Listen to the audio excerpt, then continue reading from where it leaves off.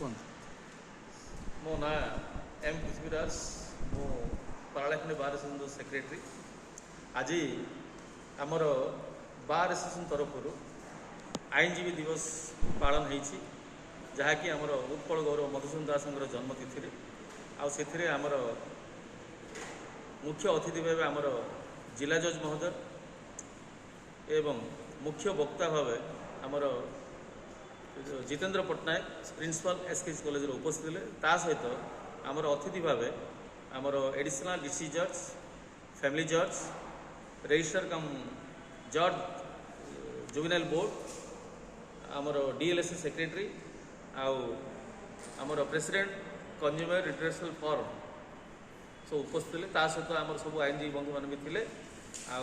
आज आम यही आईन दिवस टी पालन करूँ समस्ते आज दिनटा आईनजीवी मैंने को हिसाब से काम कले ए समाज प्रति गोटे भल सेवा हो पार समस्ते मत व्यक्त करते बहुत सुंदर भाव पालन।